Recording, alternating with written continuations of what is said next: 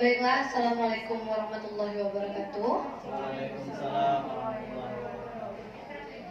Terima kasih kami ucapkan kepada Bapak Ibu Guru yang telah meluangkan waktunya untuk hadir dalam rangka penyampaian aksi nyata modul 1.4 budaya positif. Itu nanti mengenai menyebarkan pemahaman dan pengalaman penerapan budaya positif yang akan disampaikan oleh salah seorang guru penggerak, calon guru penggerak dari SMA Negeri 1 Bangkinang Kota, yaitu Ibu Desi Nur Asbar. Kepada Ibu, kami silakan. Baik, terima kasih. Assalamualaikum warahmatullahi wabarakatuh. Terima kasih para guru hebat yang sudah meluangkan waktunya untuk mengikuti diseminasi budaya positif yang kami lakukan. Sebelumnya kami adalah calon guru penggerak angkatan 6. Nah, di kegiatan guru penggerak ini kami melakukan kegiatan luring dan daring. Kalau luring itu nanti dia lokakarya, kemudian ada pendampingan individu oleh pengajar praktik. Kemudian ada secara daring itu melalui diskusi dengan fasilitator, dengan instruktur di LMS dengan menggunakan alur MERDKA, Merdeka. Nah, manfaatnya untuk saya sendiri yaitu untuk meningkatkan kompetensi diri saya sebagai guru, menjadi pemimpin pembelajaran yang baik, berpihak kepada murid, mempunyai komunitas. Nah, untuk itu juga kami di sini sebagai calon guru penggerak akan berbagi ilmu-ilmu apa saja yang sudah kami terapkan. Karena dengan berbagi kita bisa saling mengingatkan satu sama lain.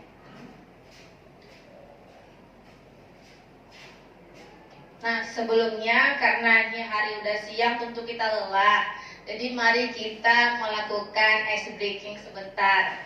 Yaitu supaya ini ice breakingnya senam otak, supaya otak kiri dengan otak kanan itu sinkron. Jadi seperti itu. Boleh bantuannya Bapak Ibu untuk berdiri. Manfaatnya untuk meningkatkan daya ingat dan konsentrasi ya. Mulai.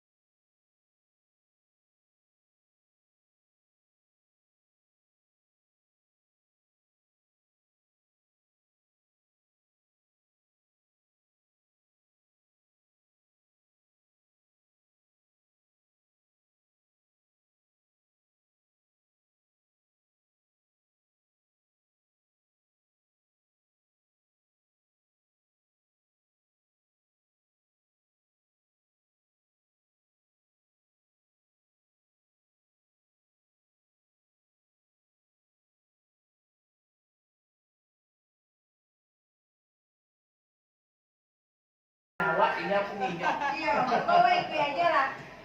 Semua saya daftar. Baik, terima kasih Bapak Ibu sekalian. Jadi insya Allah kita udah refreshing ya dari yang kelelahan kita tadi. Kemudian ini untuk aksi nyata yang kami lakukan adalah aksi nyata modul 1.4 yaitu tentang budaya positif, menyebarkan pemahaman dan pengalaman penerapan budaya positif. Saya sebagai calon guru penggeraknya angkatan 6.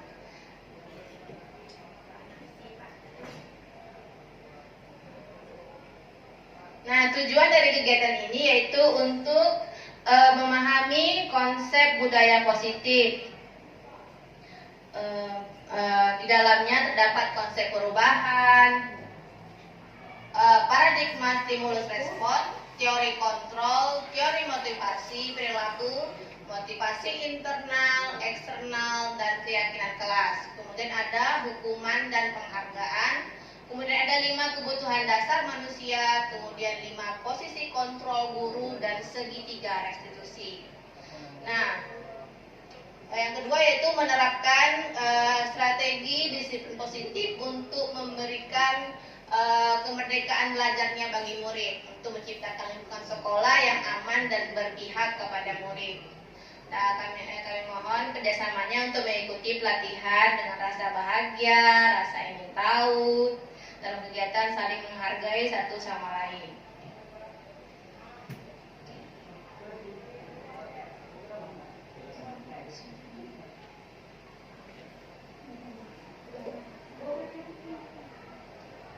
Nah, seperti yang kita lihat ini, siapa yang tahu Bapak ini? Baik, ini Bapak Ki Hajar Dewantara. Nah, yang Bapak ini, scoringnya Bu ya. Beliau adalah satu-satunya revolusioner pertama tentang pendidikan. Dan sampai sekarang masih kita menggunakan semboyannya. Yang terakhir yaitu Tut Wuri Andayani. Sebenarnya dia ada 3 yang pertama adalah Ingarso Sungtolodo Imadio Mangunkarso, dan yang terakhir yang sering kita lakukan adalah yang Tut Wuri Andayani. Nah, menurut Bapak Ki Hajar Dewantara, tersingkat dengan KHD, yaitu maksudnya pendidikan itu adalah menuntun murid dengan segala kodratnya yang ada pada anak-anak agar mereka mencapai keselamatan dan kebahagiaan yang setinggi-tingginya baik sebagai manusia maupun anggota masyarakat. Nah, tugas kita sebagai guru itu hanya menuntun murid. Kekuatan kodratnya.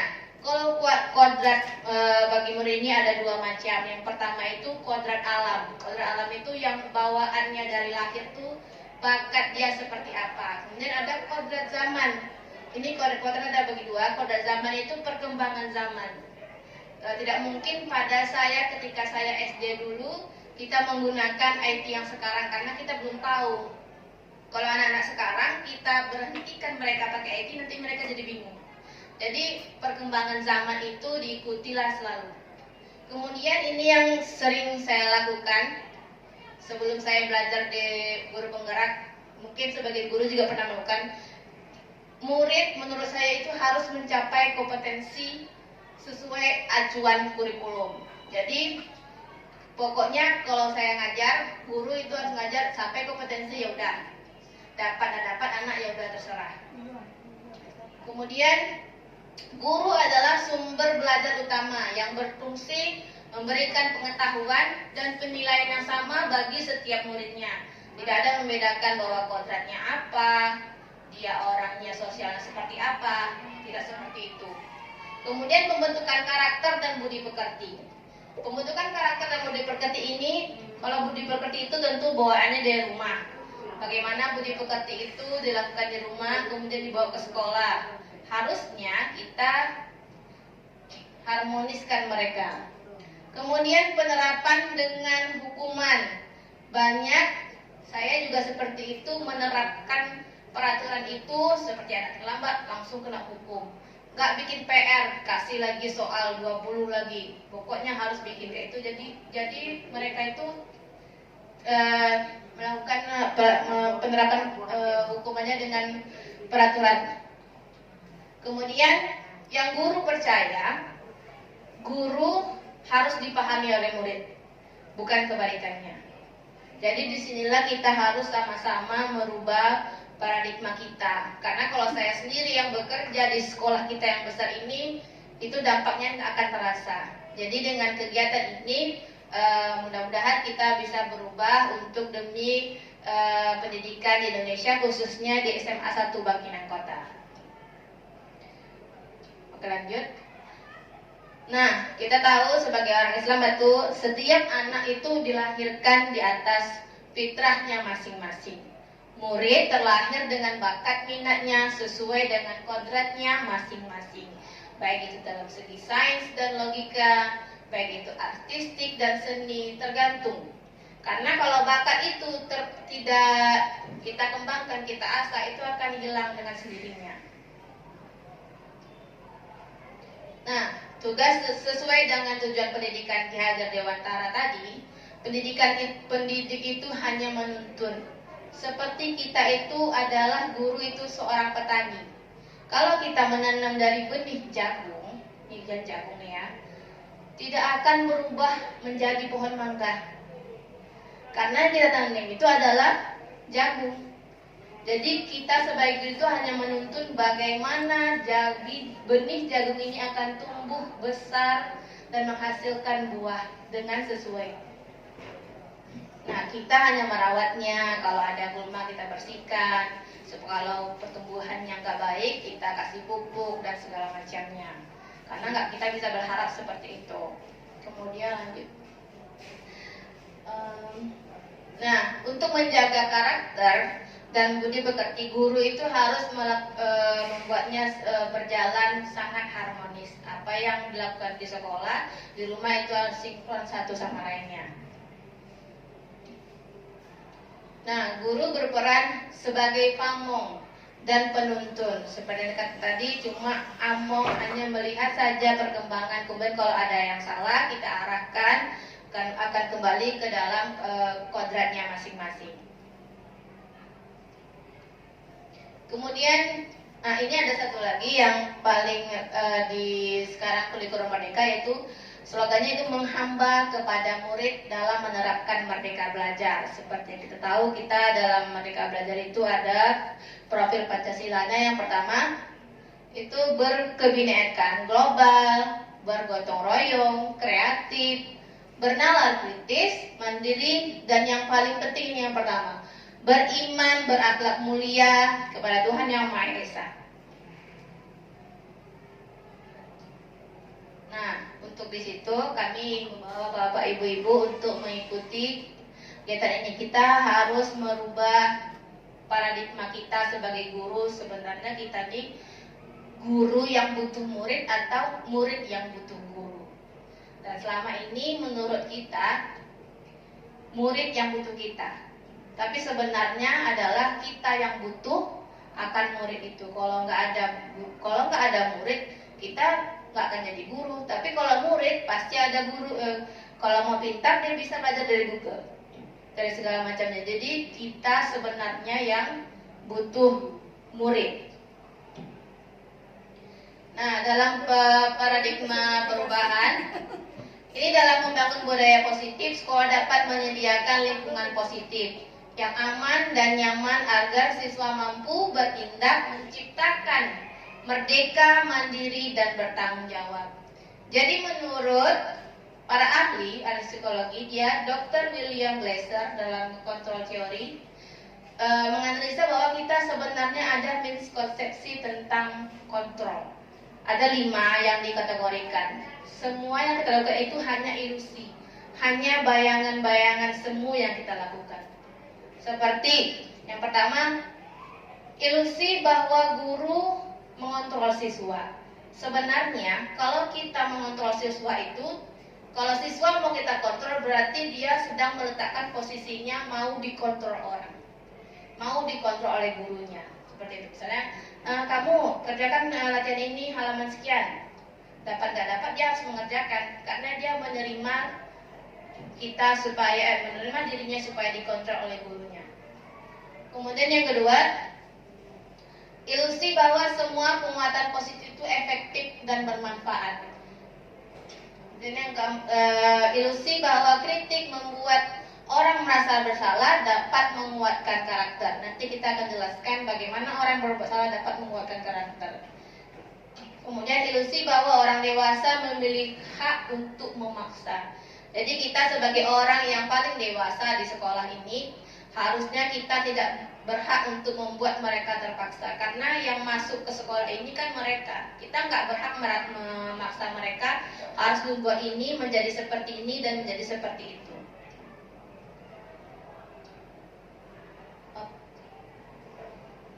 Jadi, ini ada tantangan sedikit.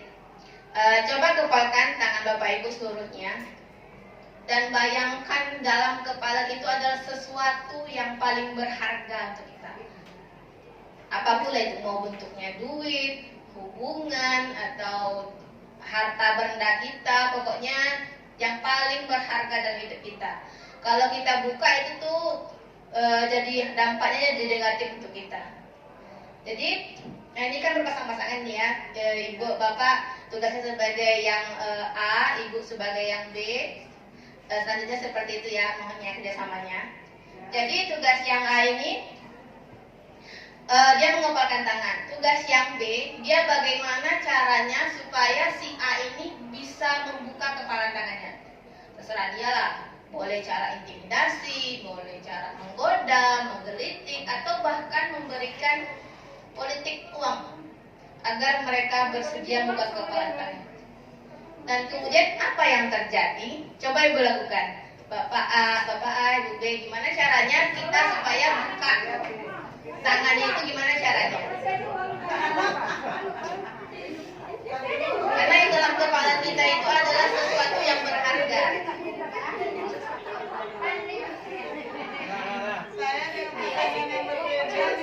Oke. Dipaksa pun, enggak juga seru dong. Harus terbuka atau diikhlaskan atau gimana? Kalau diminta bye-bye mau dia kasih. Diminta baik-baik dia mau ngasih. Alhamdulillah. Berarti ya. Boleh. Nah, berarti coba kita pikirkan berarti kalau sebagai coba satu narasumber yang si A, Bapak kan tadi tugasnya A kan? Bapak tadi Bapak yang B. Nah, Ibu yang A. Ibu mengepalkan tangan sampai terbuka nggak? Enggak. Mau. Nggak mau ya? Dari bunyi-bunyi Bapak itu? Tadi tawaran mau 1.000 nggak mau saya. Mungkin sedikit tawarannya. Seribu sedikit. Ini apa Pak? Jadi sebenarnya apa yang terjadi Bapak Ibu? Yang memegang kontrol sebenarnya itu siapa? Yang B, yang B. Yang B. Yang B berarti yang mengontrol itu yang B, berarti dia harus membujuknya, berarti dia yang mengontrolnya, seperti itu ya. Berarti beda kalau dengan yang Ibu? Makasih Bu Desi. Jadi yang mengontrol itu, ini kan benda yang berharga nih Bu Desi. Tentu tergantung saya. Saya mau buka kepala saya atau tidak. Jadi saya berusaha sekuat tenaga saya biar sesuatu yang berharga ini tidak terlepas. Demikian, Ibu. Terima kasih. Oke baik, kata Bu Rahmi, dia tidak akan memberikan apapun dalam yang dipegangnya dalam genggamannya itu karena sesuatu yang paling berharga dalam hidupnya. Berarti yang mengontrol kepala tangan Bu Rahmi adalah Ibu Rahmi sendiri. Dan kemudian yang dikatakan oleh Bu Ramdhani, bagaimana tanggapannya Pak Ibu? Ya, Rahmi pilih. Kalau yang minta menyewa hati kami ikhlas memberi. Berarti kan ikhlas memberi kan, berarti Ibu rela untuk dikontrol oleh Ibu Rahmi, begitu kan? Berarti sebenarnya posisi kontrol itu tetap Ibu sendiri karena Ibu rela untuk dikontrol.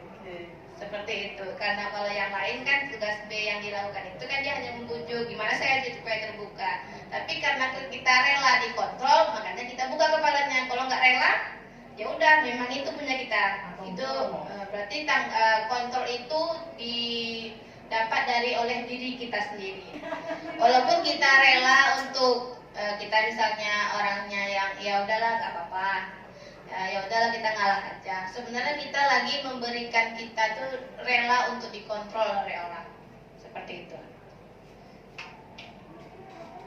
Nah, ini ada sebenarnya yang diketahui, ini dari Dr. William Glasser tadi. Siapa sih sebenarnya yang memiliki kontrol?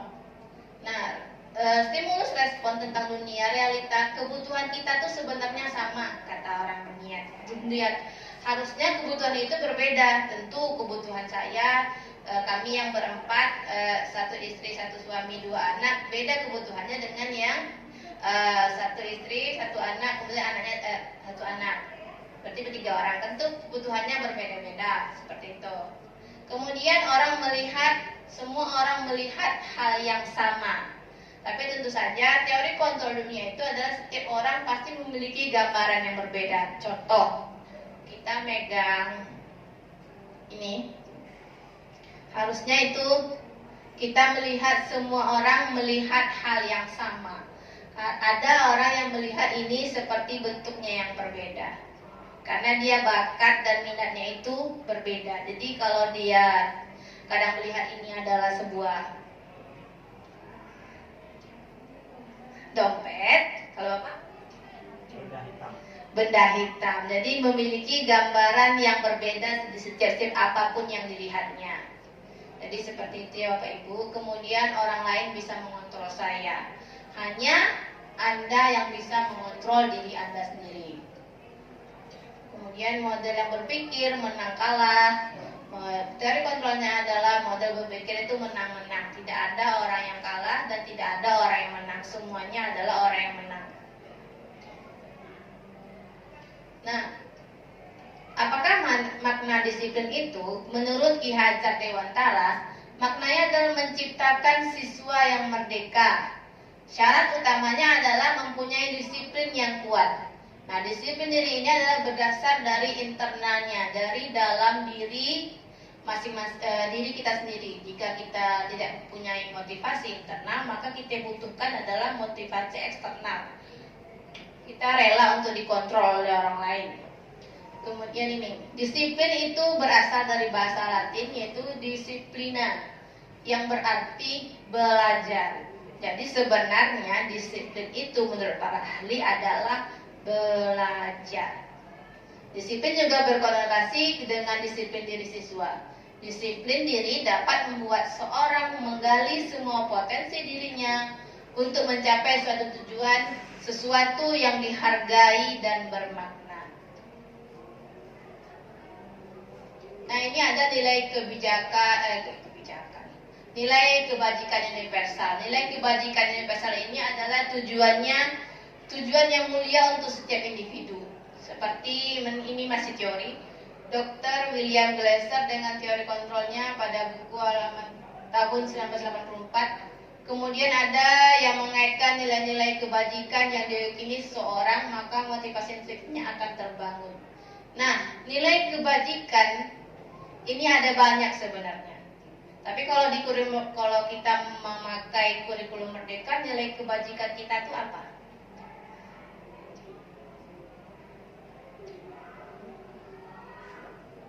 Profil Pancasila.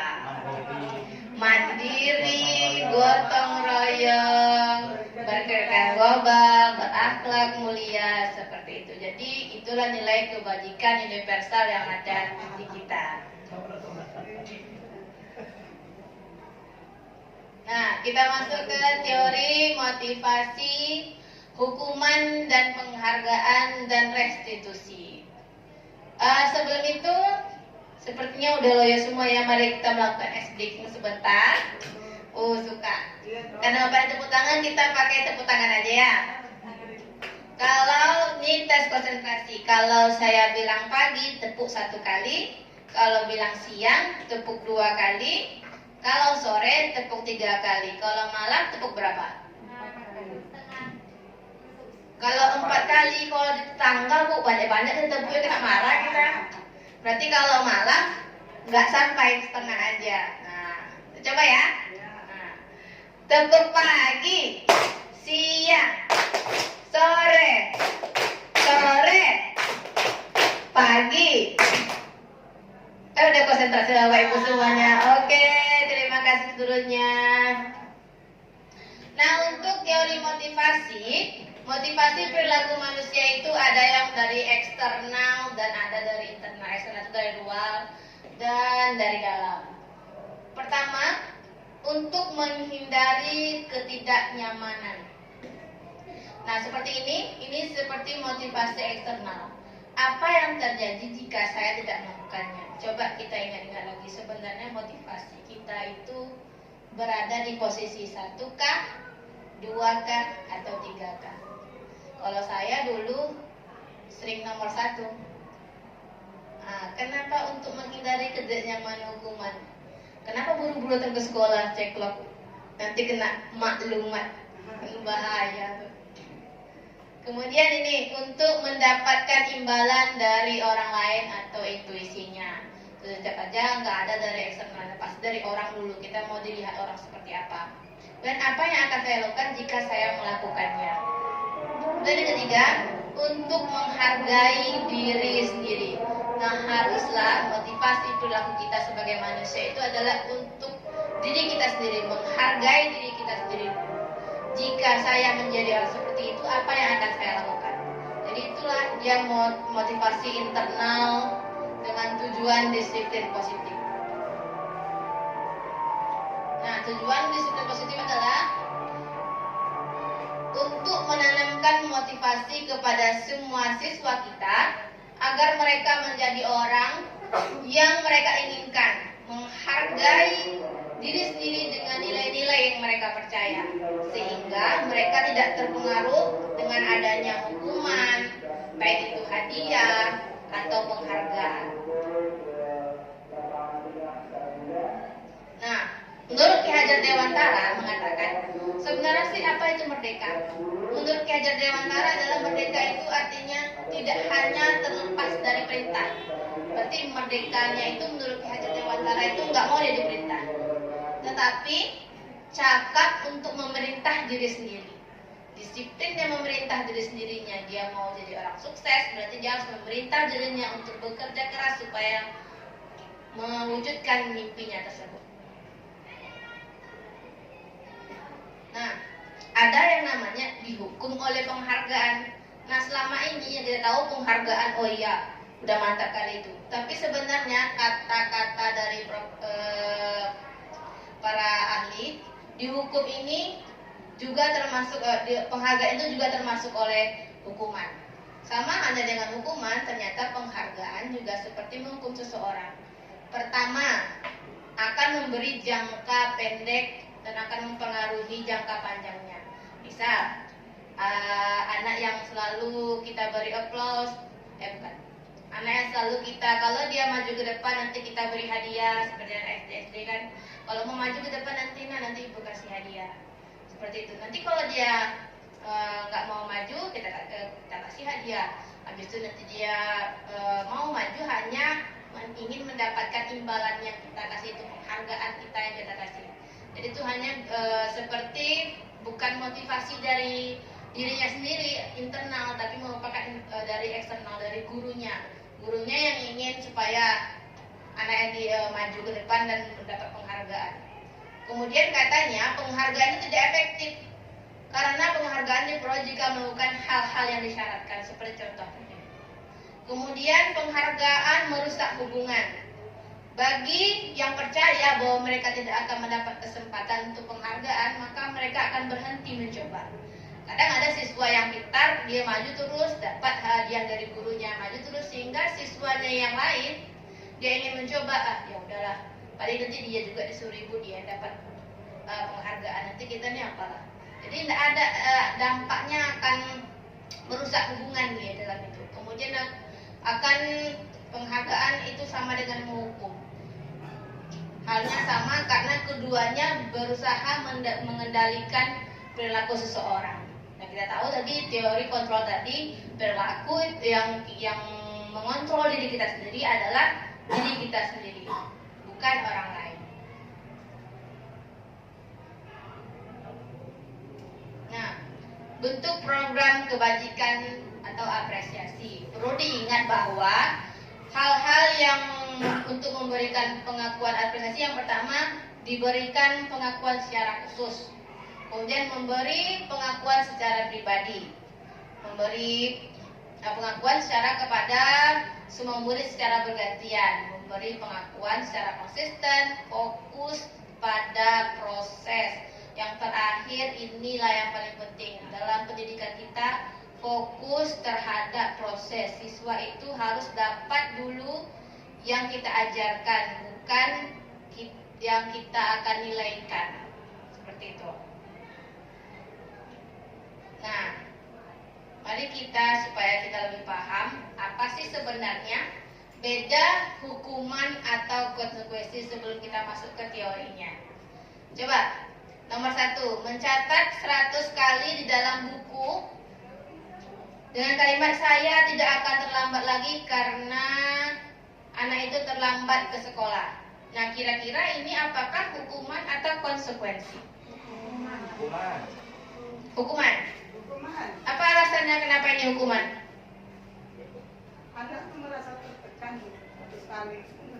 Anak itu merasa tertekan, terbebani dia, seperti itu. Kemudian ada yang lain?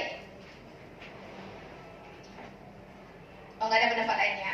Mencatat 100 kali dalam buku dengan kalimat saya tidak akan terlambat lagi karena terlambat ke sekolah, ini merupakan hukuman. Kemudian ada lagi? Efek jerah itu.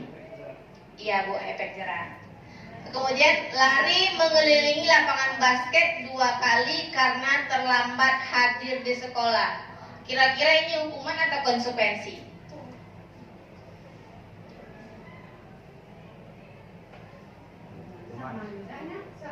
Sama juga, hukuman juga. Oke, coba lagi yang ini, nomor 2, nomor 3. Lari mengelilingi lapangan basket 2 kali karena terlambat 10 menit untuk pelajaran PJOK. Yang itu baru konsekuensi, karena dia terlambatnya itu pada jam PJOK dan disuruh lari. Kemudian yang keempat, mengganti kertas tugas teman yang telah dicoret-coret. Kira-kira itu hukuman atau konsekuensi? Konsekuensi. Konsekuensi. Berarti Bapak Ibu udah hampir paham ya tentang apa bedanya hukuman dengan konsekuensi. Nomor 5, berjemur di lapangan basket pukul 12 siang. Oh, langsung Bapak tahu hukuman ya. Nomor 6, murid diminta bertelanjang kaki sepanjang hari karena tidak menggunakan sepatu warna hitam sesuai peraturan sekolah. Konsekuensi. Hukuman. Hukuman atau konsekuensi? Hukuman. Hukuman atau konsekuensi? Konsekuensi. Hukuman kok. Hukuman ya, karena ini sifatnya mendadak, langsung mendadak, karena dia tidak pakai sepatu warna hitam, ya udah buka aja telanjang kaki ada tuh, jadi nanti anak merasa malu dia, nggak akan dia keluar dari kelas, malu dia nanti tuh harus seperti itu. Jadi kita harus beda hukuman sama konsekuensi, itu harus paham kita ya. Nah, ini yang tadi dijelaskan, hukuman, konsekuensi, dan restitusi. Kalau disiplinnya, kalau hukuman itu sesuatu yang menyakitkan dan harus terjadi. Kalau dia beda dengan konsekuensi, itu sesuatu yang harus terjadi. Kalau yang restitusi ini yang harusnya kita ambil Bapak Ibu, yaitu adalah restitusi itu merupakan pilihan, menguatkan murid untuk anak, kemudian dari korban menjadi mendapat gantinya, kemudian murid atau anak akan mendapat penguatan, masalah akan terpecahkan. Kemudian kalimatnya sini fokus pada pemecahan masalah, bukan mencari masalah. Nah, ini dia. Jadi hukuman itu dia bersifat tiba-tiba, tidak rencana, tiba-tiba apa yang teringat oleh gurunya atau yang si pemberi langsung dikerjakan. Kalau beda dengan konsekuensi, itu udah ada kesepakatan dari awalnya, baik itu kesepakatan dari kelas atau kesepakatan atau peraturan dari sekolahnya. Kemudian restitusi.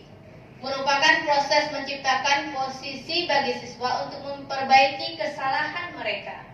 Jadi mereka sendiri yang memperbaiki kesalahannya, harus mereka sendiri yang sadar kesalahannya. Sehingga mereka bisa kembali pada kelompoknya dengan karakter yang lebih kuat, dengan merasa dia benar-benar tidak akan dibully oleh kawannya seperti itu.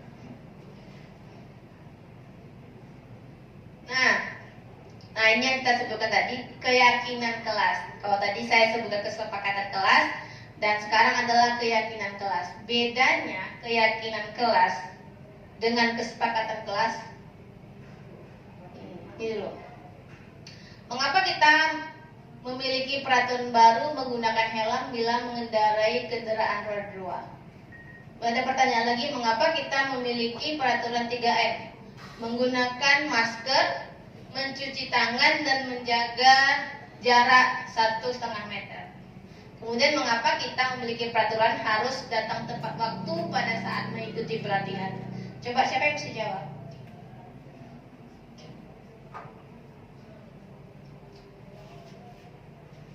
Saya Bu Desi. Ayah boleh Pak? Untuk pertanyaan pertama, mengapa kita memiliki peraturan harus menggunakan helm bila mengendarai kendaraan supaya selamat di perjalanan? Oke, baik, tentu ya, supaya selamat dalam perjalanan. Oke, benar ya dikatakan oleh Pak Dalisman, mengapa kita memiliki peraturan harus menggunakan helm bila mengendarai kendaraan roda 2? Kita tidak menunggu menggunakan helm takut ditilang oleh polisi, karena itu adalah motivasi eksternal kita, bukan dari diri kita sendiri. Sedangkan kalau kita kemana-mana, baik siang, sore, malam, pagi, kita kalau berkendaraan roda 2 itu harus menggunakan helm demi keselamatan kita, karena aspal itu nggak lunak dia malam-malam. Nah, coba kita di sini supaya kita tahu nilai kebajikan kita tuh sampai di mana. Silakan ketik jawaban Anda pada kolom yang disediakan. Kembalikan barang ke tempatnya. Ini nilai kebajikannya seperti apa? Kebajikan itu ada menghormati, menghargai orang, keselamatan, tanggung jawab, seperti itu. Tanggung jawab ya Bu ya. Nanti kita cek nanti kebenaran jawabannya. Baik, nomor 1 tanggung jawab kita isi. Kemudian dilarang mengganggu orang lain. Menghargai orang lain. Bagus, Bapak udah sangat paham ya. Hadir di sekolah 15 menit sebelum pembelajaran dimulai. Disiplin. Kemudian dilarang melakukan kekerasan.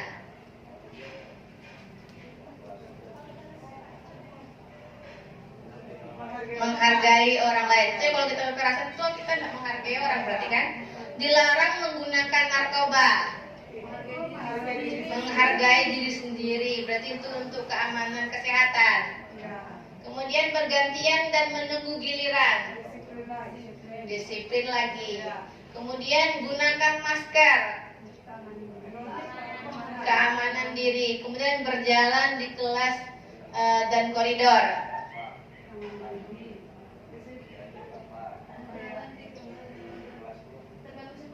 Tergantung situasi. Oke, kita lihat jawaban kita ya. Nah, ada yang benar nih jawabannya. Kembalikan barang ke tempatnya itu berupa bentuk nilai kita tanggung jawab. Itu bertanggung jawab kita kalau setelah kita pinjam ya kita balikkanlah baik-baik. Kemudian dilarang mengganggu orang lain, berarti menghormati orang lain. Kemudian dilarang melakukan kekerasan, itu adalah menghormati orang lain dan keselamatannya. Kemudian digunakan masker, berarti keselamatan dan kesehatan. Berjalan di kelas dan koridor, berarti itu keselamatan dan keamanan. Oke ya. Siapa yang berjalan dari meja? Nah, keyakinan kelas ini merupakan nilai-nilai kebaikan atau prinsip disepakati secara universal. Orang akan lebih bersemangat dan tergerak untuk melaksanakan keyakinan tersebut karena sama-sama diyakini dan dibuat sama-sama. Pertama, keyakinan kelas itu bersifat abstrak daripada peraturan yang sangat terperinci. Kemudian keyakinan kelas itu berupa pernyataan yang umum atau universal. Kemudian pernyataan keyakinan kelas selalu dibuat dengan bentuk positif. Tidak ada tulisannya dulu dilarang berjalan di koridor, nggak ada. Dilarang datang terlambat, nggak ada. Dia harus universal. Bisa datang tepat waktu, yang positif aja. Kemudian keyakinan kelas hendaknya sesuatu yang diterapkan di lingkungan itu. Semua anggota kelas hendaknya berkontribusi dalam pembuatan keyakinan kelas. Seperti nanti yang akan saya contohkan di kelas saya.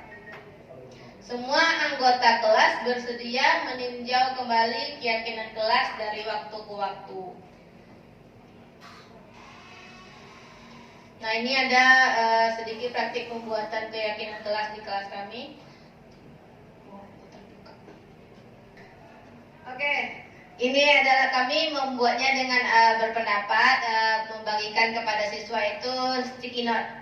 Sticky note yang warna-warni itu saya bagi-bagikan. Jadi dari situlah siswa-siswa itu ingin seperti apa dalam pembelajarannya. Nah, keyakinan kelas yang kami sepakati nggak jelas ya. Yang pertama itu berkomitmen dalam menjalankan disiplin positif di kelas dan sekolah. Baik seperti rinciannya itu ada butir-butirnya, datang tepat waktu, menggunakan seragam, berarti poin yang pertama itu berkomitmen dalam menjalankan disiplin positif yang ada di sekolah, seperti itu. Yang kedua itu saling menghormati dan menghargai guru, sesama teman dan staf sekolah. Bukan teman sekelas saja, teman di luar kelas juga, kelas lain, dan guru-guru juga, staf sekolah juga harus saling menghormati. Nah, ini harusnya ditandatangani oleh seluruh anggota kelas, karena supaya mereka itu tahu inilah keyakinan kelas mereka yang mereka sepakati. Jika melanggar keyakinan kelas, tentu saya sebagai wali kelas itu harus menegur siswanya, mengkondisikan bagaimana kenapa dia melakukan seperti itu. Kalau seperti ini kan keyakinan kelas. Kemudian tentu kalau keyakinan kelas, kalau ada yang berbuat negatif tentu ada sanksinya. Sedangkan dalam kurikulum Merdeka itu tadi dijelaskan kan tidak ada yang namanya hukuman dan konsekuensi, yang ada hanya restitusi. Tapi kalau dia melanggar keyakinan kelasnya masing-masing, berarti itu akan ada konsekuensinya. Tapi bukan kita yang bikin, siswa itu sendiri yang membuat konsekuensinya. Kalau dia datang terlambat, apa yang akan dilakukannya? Karena itu merupakan keyakinan dia, berarti konsekuensinya dia yang buat juga. Supaya dia benar-benar sadar bahwa keyakinan kelas ini sangat penting. Saya mohon tutup ya Bapak Ibu. Nah, dalam penerapannya, keyakinan kelas ini terjadi ada sanksi dan konsekuensi. Karena hukuman merupakan identitas yang gagal dan disiplin merupakan identitas yang berhasil. Oke, break kita lagi ya. Ayam, bebek, angka. Nah, kalau permainan ayam bebek, ini adalah instruksi seperti ini. Ikuti kalimat yang saya katakan. Ulangi apa yang saya katakan. Instruksi seperti itu ya. Kalau saya bilang mulai, berarti ikuti apa yang saya katakan. Oke, bisa dimulai Bapak Ibu? Ya. Oke, kita mulai. Ayam bebek. Ayam bebek. Ayam bebek bebek. Ayam bebek bebek. Bebek ayam ayam. Bebek ayam ayam. Ayam ayam bebek bebek. Ayam ayam bebek bebek. Bebek ayam ayam. Bebek ayam ayam. Ayam bebek bebek. Ayam bebek bebek. Berapa jumlah ayam? Berapa jumlah ayam? 1. Ayam. Oke, ada 2 orang yang konsentrasi. Kita ulang sekali lagi ya. Mulai. Ayam bebek bebek. Ayam bebek bebek. Bebek ayam ayam. Bebek ayam ayam. Ayam bebek ayam bebek. Ayam bebek ayam bebek. Berapa jumlah bebek? Berapa jumlah bebek? 2. Ada yang jawaban 2, ada yang jawaban 1, ada yang jawaban bebek. Jadi sebenarnya harusnya jawabannya apa? Berapa ayam bebek? Berapa jumlah bebek? Karena instruksinya cuma ikuti apa yang saya katakan. Seperti itu. Mari kita konsentrasi lagi ya. Nah, kalau yang angka, iya. Kalau yang angka, perhatikan ya, instruksinya kita gambarkan dengan anggota tubuh. Kalau yang pertama kita gambarkan dengan tangan kanan, yang kedua kita gambarkan dengan tangan kiri, satu lagi kita gambarkan dengan kepala kita. Contohnya begini, angka 1, tangan kan 1, kita gambarkan angka 1. Angka 2, 2. Kalau 3, goyang kepalanya. 3 aja, Pak. Coba ya. Angka 5. Tangan dulu, Bu. Konsentrasi. Tangan dulu, tangan kanan, tangan kiri, baru kita gunakan kepala. Oke, kita mulai ya. 0. Oke, baik. 3, 6. Supaya semuanya bergerak anggota tubuh kita ya. Otak kita bergerak, tangan kanan bergerak, kepala juga bergerak supaya dia lebih rileks lagi. Oke, lanjut. Nah, kebutuhan dasar manusia. Kebutuhan dasar manusia itu terbagi kepada 2. Yang pertama, psikis kita sama fisik. Kebutuhan yang bertahan hidup ini termasuk yang kebutuhan fisik kita. Baik kebutuhan sandang, pangan, kayak ya Pak? Ya, papan. Kemudian seperti kebutuhan dasar kalau siswa, kebanyakan siswa kita kan kalau upacara tuh banyak yang pingsan. Ditanya kenapa? Karena dia belum makan. Kenapa belum makan? Ibunya belum masak, katanya gitu. Berarti kebutuhannya yang pertama itu bertahan hidup tidak terpenuhi. Kadang menunggu bel jam istirahat. Jadi harusnya kebutuhan dasar ini harusnya terpenuhi dulu yang pertama. Jadi sarapan itu sangat penting. Kemudian yang nomor 2, 3, 4 ini kebutuhan psikis kita atau rohani kita. Baik itu kebutuhan cinta dan kasih sayang, baik itu penguasaan, kebutuhan pengakuan atas keakuannya, kemampuannya. Ini aku loh yang bisa, ini aku loh yang bikin, nah, seperti itu. Kemudian kebutuhan kebebasan akan pilihannya, supaya dia itu merdeka seperti apa. Kemudian kebutuhan untuk merasa senang. Kadang kebutuhan-kebutuhan ini kalau tidak terpenuhi seluruhnya, seperti di murid kita saja, itu ada anak yang mengganggu misalnya. Kenapa kamu mengganggu? Iya Bu, saya senang ganggu dia. Kenapa kamu senang ganggu? Pokoknya senang aja. Berarti ada kebutuhannya yang kebutuhan dasar manusia itu yang dipenuhinya, tapi dengan cara menyimpang. Harusnya kan kebutuhannya itu kalau senang tidak mengganggu orang. Seperti itu dia. Paham ya Bapak Ibu ya? Paham.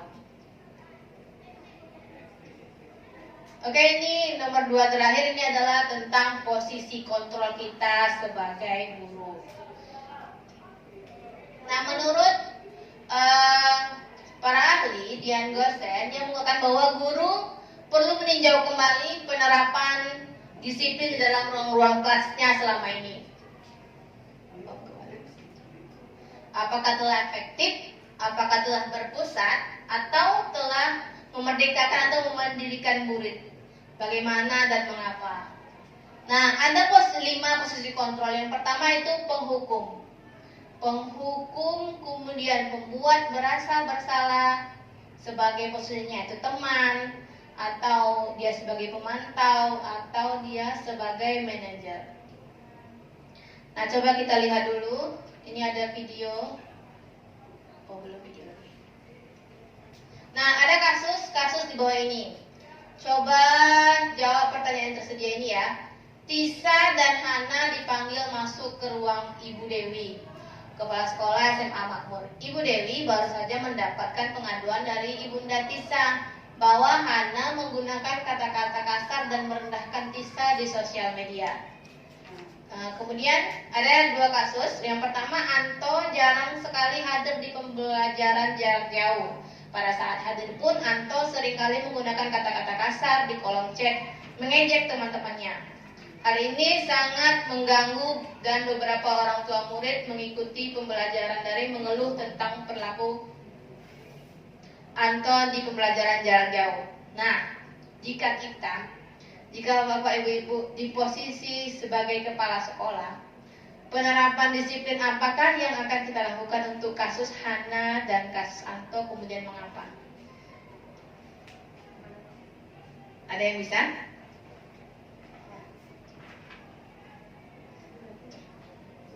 Oh, coba Bu Rani. Makasih ya Bu Desi. Oke, di sini tentunya ada yang pertama Bu, kita pendekatan terhadap di sini yaitu kasusnya Tisa dan Hana. Jadi tentunya sebagai kepala sekolah kita mengadakan pendekatan dulu, karena dia sudah menggunakan kata-kata kasar, ya Bu ya, di sosial media. Namun setelah itu, setelah kita panggil dia, kita kasih masukan-masukan, dan setelah itu kita berikan, meminta dia itu solusi dari dia itu seperti apa, dan dia kita minta apakah yang dibuat ini itu salah. Nah, itu Bu. Kemudian setelah kita minta solusi, kita meminta sama dia untuk kedepannya ini apakah terulang kembali atau memang dia akan ada perubahan untuk selanjutnya. Dan kemudian kita juga akan bekerja sama dengan orang tuanya, Bu. Jadi di sini tentu selain dari kita tangani dari anak itu sendiri, maka kita bekerja sama dengan orang tuanya. Demikian. Assalamualaikum. Ya, berarti menurut Ibu Rahmi bahwa untuk Tisa dan Hana ini kita harus berkolaborasi dengan wali muridnya sampai di mana sejauh mana kemudian dilakukan pendekatan secara persuasif begitu ya Bu ya. Jadi nanti kita lihat posisi yang diambil oleh Ibu Rahmi dalam kasus Hana ini seperti apa. Oke ya. Nah, saya ragu ini apakah hidup karena dia akan kan. Sinyal harusnya. Tapi kok nggak jalan. Takdir berkata lain.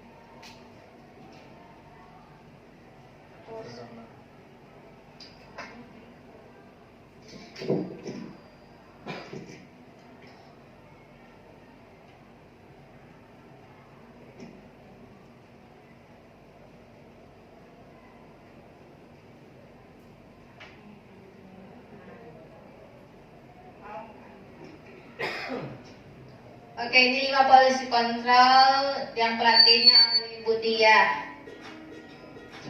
Mari kita simak sama-sama, kita sedang berada di posisi kontrol seperti apa. Bapak Guru hebat dalam penerapan disiplin positif restitusi. Salah satu program yang dikembangkan adalah 5 posisi kontrol. 5 posisi kontrol dalam restitusi adalah proses perjalanan seorang pendidik agar dapat mengenali dirinya. Pada video kali ini, kita akan membahas tentang 5 posisi kontrol yang dikembangkan oleh Diane Lawson dan contoh penerapannya.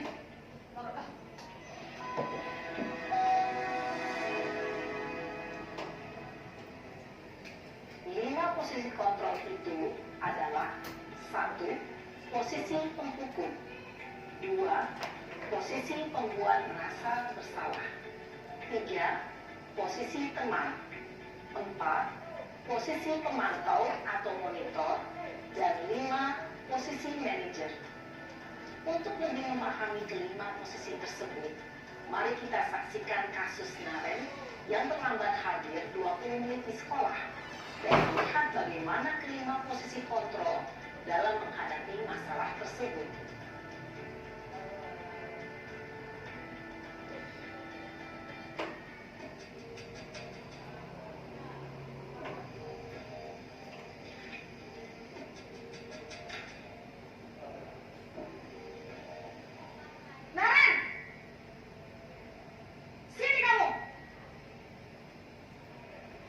Selamat pagi, Bu. Selalu terlambat. Kamu deh, pasti terlambat.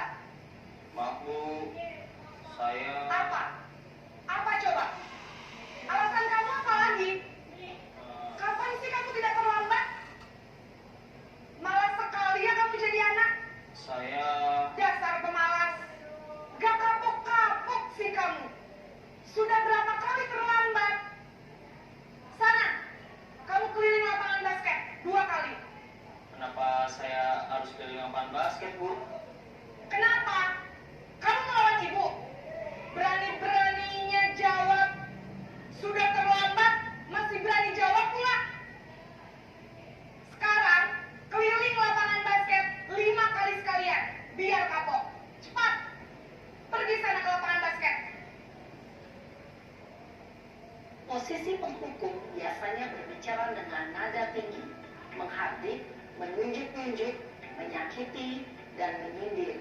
Hukuman bisa berupa fisik maupun psikis. Ibu dan bapak guru hebat, dampak yang terjadi pada murid ketika guru berada pada posisi penghukum adalah murid cenderung akan memberontak, bahkan menyimpan dendam.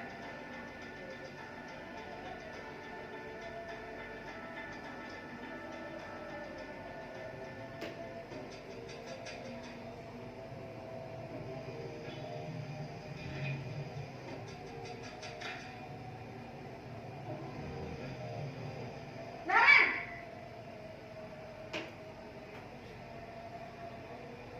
Selamat pagi, Bu. Naren, kamu kenapa terlambat lagi, nak? Ya Tuhan, Naren, kamu senang ya bikin ibu susah ya? Kalau kamu terlambat lagi, nanti ibu yang ditegur bapak kepala sekolah, nak. Disangka ibu tidak bisa membina kamu. Duh, gimana ini? Maaf, Bu. Duh, Gusti Naren, kamu suka ya kalau ibu ditegur bapak kepala sekolah? Terus, sekarang ibu harus tulis apa ini di buku absen? Ini kamu sudah sering terlambat loh. Ibu harus apa coba? Maaf, Bu. Maaf sekali. Ya sudah, lain kali jangan bikin ibu susah lagi ya nak ya. Ibu tidak akan kuat lagi kalau kamu begini terus. Bisa jantungan kalau ibu tegur bapak kepala sekolah. Sana cepat ke kelas. Maaf ya, Bu. Maaf sekali. Posisi pembuat rasa bersalah berbicara dengan nada tenang, cenderung lembut. Namun kata-kata yang diutarakan membuat murid merasa menjadi orang yang gagal, memandang buruk dirinya sendiri, merasa tidak berharga, dan tidak sanggup membahagiakan orang lain. Ketika guru mengambil posisi pembuat rasa bersalah, murid akan menganggap dirinya yang bersalah dan ia akan menyimpan emosi negatif tersebut di dalam dirinya.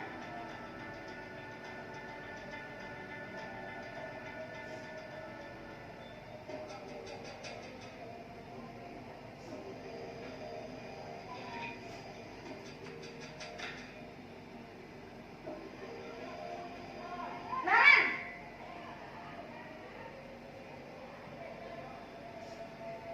Selamat pagi, Bu. wah, sudah jam berapa ini nak? Terlambat lagi ya sayang. Iya, Bu. Habis ibu saya rumah bangunkan saya, Bu. Kamu malah menyalahkan ibu kamu. Kamu bukannya anak yang larinya paling kencang. Kok terlambat sih? Iya, Bu. Saya memang terlambat bangun tadi. Jadi, biarpun saya lari kencang, tetap gak kekejar, Bu. Ya sudah sana. Nanti lain kali larinya lebih kencang lagi ya. Biar gak terlambat lagi. Bikin seneng ibu. Demi ibu. Bisa kan? Bisa lah, Bu. Ya sudah sana masuk kelas. Ibu beresin urusan absen kamu. Kamu ini ada-ada saja. Dalam posisi teman, guru berbicara dengan nada suara ramah, akrab, cenderung bersenda gurau untuk menjaga suasana tetap santai. Murid akan merasa senang, aman, dan akrab dengan guru. Identitas yang tercipta adalah identitas sukses atau berhasil. Namun, perlu diingat, karena ini masih dorongan eksternal, maka ada faktor ketergantungan dari murid kepada orang tertentu. Di sini, guru absennya, sehingga di lain waktu, murid bisa berperilaku baik, namun hanya kepada orang-orang tertentu saja.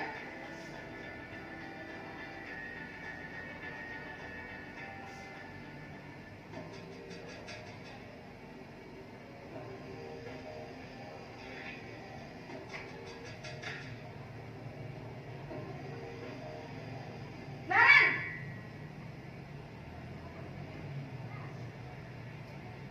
Selamat pagi, Bu. Naren, apa peraturan sekolah kita tentang jam berapa kita harus masuk sekolah, nak?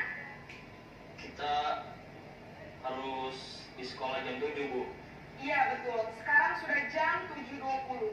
Naren sudah tahu konsekuensinya jika terlambat hadir. Paham Bu, saya harus tinggal kelas pas jam istirahat selama 20 menit. Iya benar, konsekuensinya demikian. Jadi nanti jam 9.30 pas istirahat, kamu harus tinggal di kelas, kerjakan tugas tambahan untuk ketertinggalan kamu, ya? Baik Bu. Posisi pemantau mengandalkan penghitungan atau data untuk mengontrol murid. Guru mengarahkan murid berdasarkan peraturan dan konsekuensi. Seorang pemantau menunjukkan bahasa tubuh dan ekspresi wajah yang datar dan cenderung formal.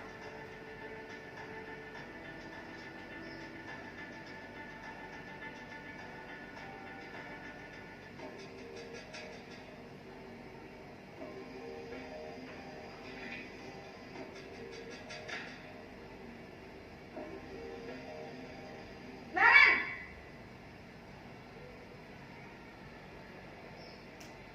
Selamat pagi Bu. Selamat pagi, Naren. Maaf Bu, saya terlambat. Iya, sekolah masuknya jam 7, sekarang sudah jam 7.20. Jadi sekarang bagaimana ini, Naren? Maaf Bu, saya lupa setel alarm saya semalam. Baiklah, menurut kamu, keyakinan sekolah yang mana yang perlu kamu tingkatkan? Menghargai diri sendiri dan orang lain mungkin ya Bu. Setuju. Jadi, apakah Naren meyakini prinsip saling menghormati tersebut? Iya Bu, saya meyakininya. Apakah Naren bersedia memperbaiki masalah keterlambatan ini? Bersedia Bu. Bagaimana kamu akan perbaiki masalah keterlambatan ini? Saya akan coba untuk tidak lupa menyetel alarm saya Bu. Baik, kalau Naren lupa menyetel alarm di rumah, ada orang yang kira-kira bisa bantu mengingatkan tidak? Ada Bu, kakak saya, Kak Emma. Ada lagi selain Kak Emma? Selain Kak Emma, ada ibu saya. Baik, jadi yang mengingatkan Naren adalah Kak Emma dan ibu kamu ya? Kira-kira akan mulai setel alarm kapan nih, Naren?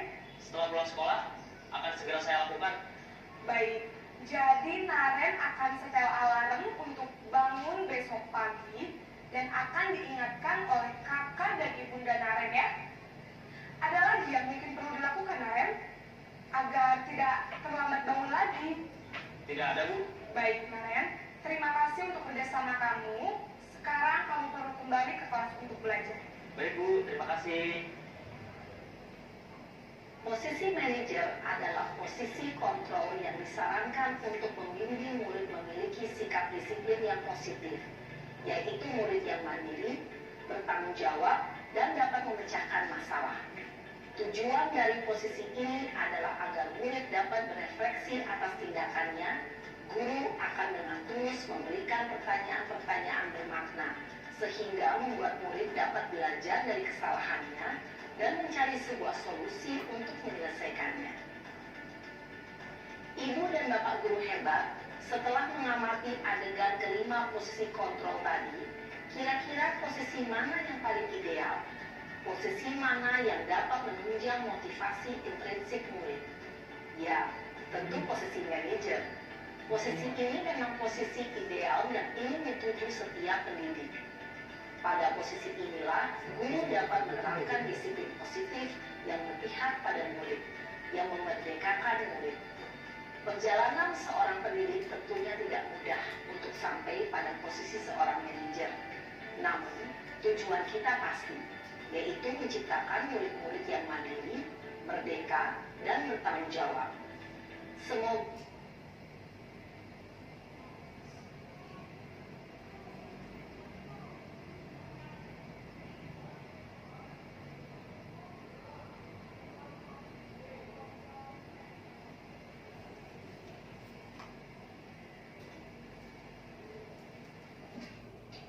Oke, baik. Terima kasih atas perhatiannya Pak Ibu. Dari pemaparan dari para ahli tadi, Bu Dian tadi, kita sudah menemukan mengetahui bahwa posisi itu ada 5. Posisi yang pertama yaitu penghukum, yang kedua pembuat merasa bersalah, yang ketiga adalah sebagai teman. keempat itu pemantau, dan yang terakhir yang paling penting adalah sebagai manajer. Nah, boleh di sini Bapak Ibu kita sharing dulu, sebenarnya kita itu berada di posisi yang bagaimana. Oke, ada yang mau sharing tentang itu? Ya, Ibu. Baiklah, Assalamualaikum warahmatullahi wabarakatuh. Waalaikumsalam warahmatullahi wabarakatuh. Nah, di dalam lima posisi ini, Iya, Bu. ya kan lima posisi ini itu pertamanya, kedua, ketiga itulah yang sering kami lakukan, karena kayaknya kita itu lihat anak itu bersalah, kita tuh kayaknya bersifat penghukum gitu ya, penghukum, lalu pembuat merasa bersalah, juga posisi, ada juga kadang-kadang posisi teman. Kenapa? Karena kita lihat anak itu terlambat, bersalah, ini itu, kita tuh tiba-tiba aja emosi gitu ya. Nah, kadang-kadang kita kalau buat lagi, nah nanti tidak boleh masuk, ibu usir keluar gitu. Sepertinya seperti itu selalu. Iya. Nah, itulah mungkin kesalahan, karena mungkin belum dapat lagi yang lima posisi ini. Karena kita belum tahu sebenarnya belum kita tahu. tuh posisi yang pas jadi guru itu di posisi apa iya. ya, Bu ya. Oke, terima kasih Bu Penny. Ada lagi yang mau sharing? Warahmatullahi wabarakatuh. Waalaikumsalam warahmatullahi wabarakatuh. Oke, saya Bu ya. Iya, Terima Ibu kasih Rani. waktunya. Di sini kita sering ngaji ya Bu ya. Iya. Setelah kita pelajari atau materi hari ini, ada ternyata 5 posisi kontrol. Iya. Dan saya merasa bersalah sekali Bu, karena yang sudah saya lakukan itu dominannya adalah posisi penghukum. Iya. Jadi ternyata dari materi ini saya dapatkan, dengan posisi penghukum ini terbentuklah anak itu si orang pendendam. Nah, di sini saya merasa bersalah sekali Bu. Jadi di sini saya sudah mengerti di mana seorang guru itu sebaiknya. Jadi mari kita berusaha yaitu pada posisi kontrol. Demikian dari saya Bu. Assalamualaikum warahmatullahi wabarakatuh. Waalaikumsalam warahmatullahi wabarakatuh. Di sini saya posisinya juga tidak selalu perfect ya Bu ya. Saya belum sampai ke yang manajer kali, belum lah, tapi sedikit-sedikit deh ya. Cuma kan di sini kita berbagi sharing, bukan saya menggurui Bapak Ibu semuanya, karena saya cuma didahulukan selangkah dalam program guru bergerak ini. Kemudian ini adalah yang terakhir itu materi kita tentang segitiga restitusi.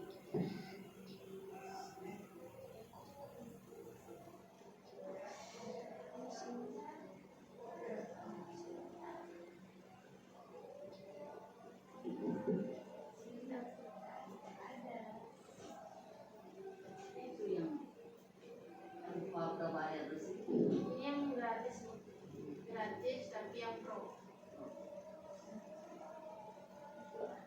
Aduh, dulu kalau kan Pak ke sinyal. Hilang lah satu. Saya nak semua. Sendok dulu yang mereka dulu.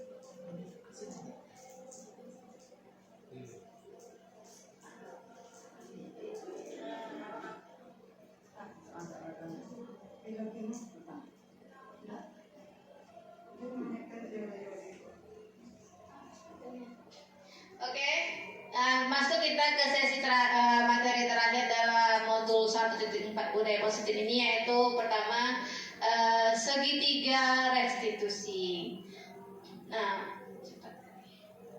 Nah, restitusi itu sendiri adalah sebuah cara untuk menanamkan disiplin positif bagi diri siswa.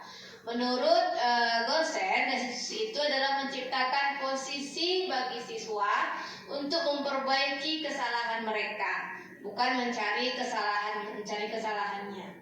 Kemudian sehingga mereka bisa kembali ke kelompoknya dengan karakter yang lebih kuat. Kemudian restitusi membantu siswa untuk memiliki tujuan, disiplin positif, memulihkan dirinya ketika dia berbuat salah. Dan restitusi ini sendiri yaitu menguntungkan menguntungkan dan si pembuat salah. Jadi menggunakan win-win solution, walaupun yang korban itu juga menang, pembuat salah juga menang. Jadi win-win solution, solusi menang-menang. Nah, ciri-ciri restitusi itu yang pertama adalah restitusi bukan untuk menebus kesalahan, tapi restitusi ini adalah belajar dari kesalahan. Kemudian untuk memperbaiki hubungan, sebagai tawaran bukan sebagai paksaan. Menuntun untuk melihat ke dalam diri, mencari kebutuhan dasar dan mendasari tindakannya. Jadi semua kebutuhan dasar kita itu menjadi tindakan kita ke depannya seperti apa. Kemudian ini restitusi diri adalah cara yang paling terbaik. Restitusi fokus pada karakter bukan tindakan, mengembalikan siswa yang berbuat salah ke dalam kelompoknya.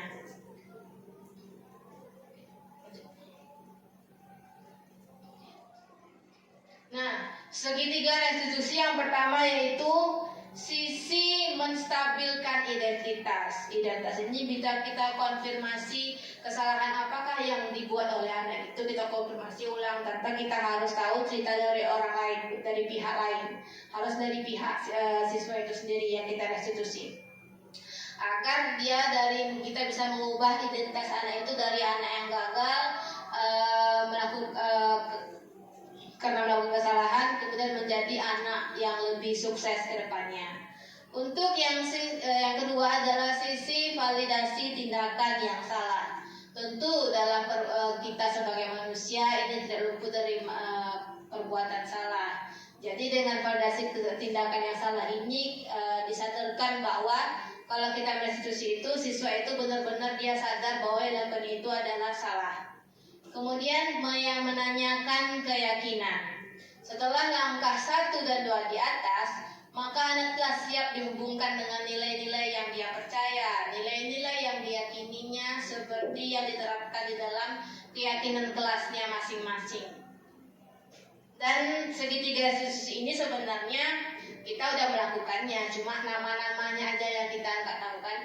Paling kita cuma sampai, kalau saya dulu cuma sampai di sisi nomor 1 dan nomor 2. Karena nomor 3 ini belum tahu sebenarnya keyakinan kelas itu seperti apa. Setelah belajar di guru penggerak dan dapat kurikulum merdeka ini, saya baru tahu membuat keyakinan kelas seperti yang saya terapkan tadi di kelas saya.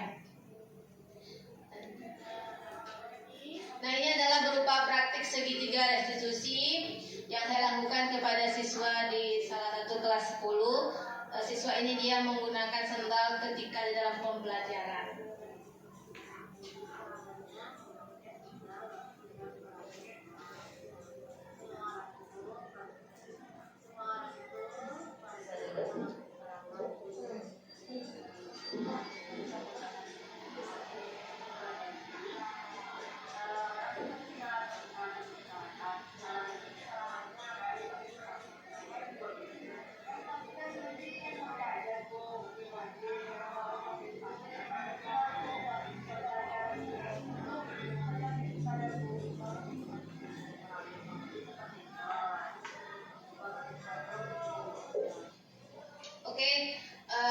Begitulah penerapan yang saya lakukan merestitusi siswa yang melakukan indisipliner dari peraturan sekolah. Nah, kembali terakhir saya mengajak bapak-bapak, ibu-ibu semua untuk mari kita berkolaborasi bersama-sama. Karena kalau saya sendiri itu tidak akan sanggup untuk mengubah seluruhnya. Tapi dengan kita bersama-sama, insya Allah pendidikan di Indonesia itu akan maju, khususnya pada pendidikan di sekolah kita SMA Negeri 1 Bangkinang Kota. Nah, penutupnya, kesimpulan dari materi yang saya sampaikan tadi, yang pertama, tanggung jawab seorang guru itu menciptakan suatu lingkungan yang positif, terdiri dari warga sekolah yang mendukung, saling belajar, saling bekerja sama, sehingga terciptanya kebiasaan-kebiasaan baik. Nah, inilah menjadi karakter-karakter baik warga sekolah dan menjadi kebiasaan-kebiasaan baik dan berubah menjadi membudaya yang positif. Yang kedua, guru mengetahui kebutuhan dasar siswa dari posisinya sebagai posisi kontrol.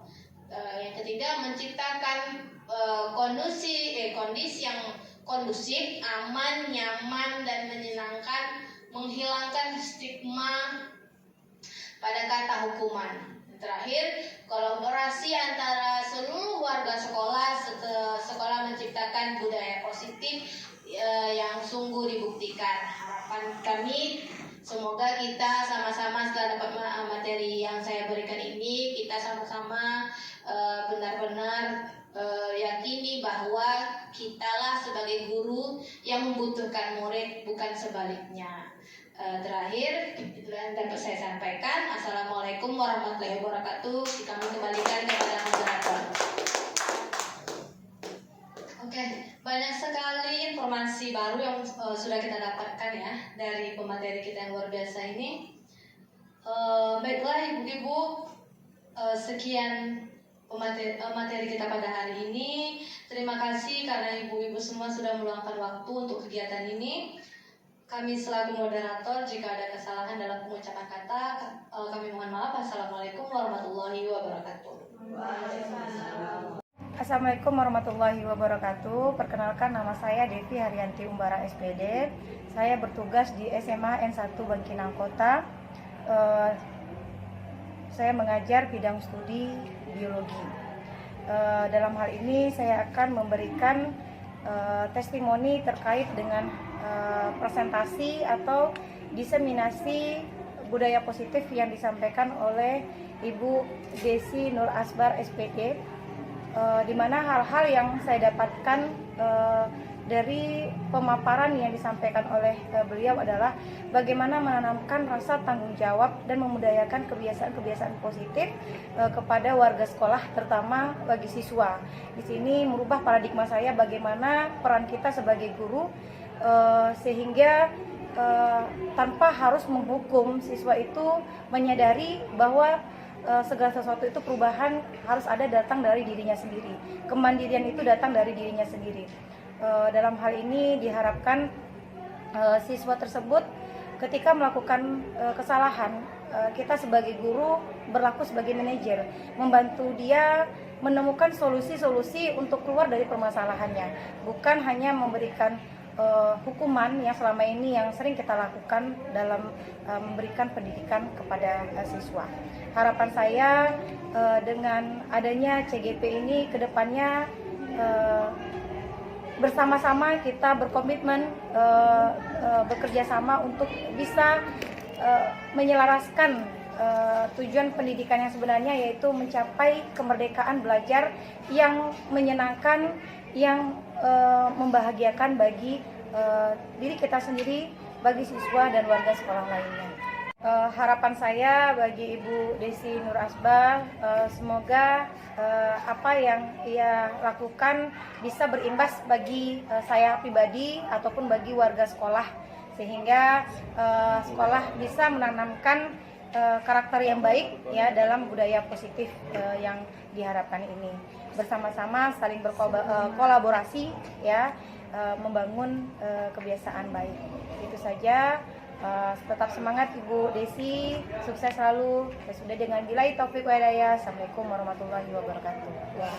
Assalamualaikum warahmatullahi wabarakatuh. Perkenalkan, saya Rafina Faradila Syahril, salah seorang guru matematika di SMA Negeri 1 Bangkinang Kota. Kesan saya setelah mendapatkan materi dari Ibu Desi Nur Asbar mengenai diseminasi budaya positif, di mana di sini saya jadi lebih bisa membedakan apa itu hukuman, konsekuensi, dan juga restitusi. Nah, selanjutnya selain itu saya juga menjadi sadar kontrol seperti apa yang biasanya saya lakukan ketika saya menjadi pendidik, di mana saya lebih sering menggunakan kontrol pemberian hukuman, kemudian pemberian rasa bersalah, dan juga sebagai teman.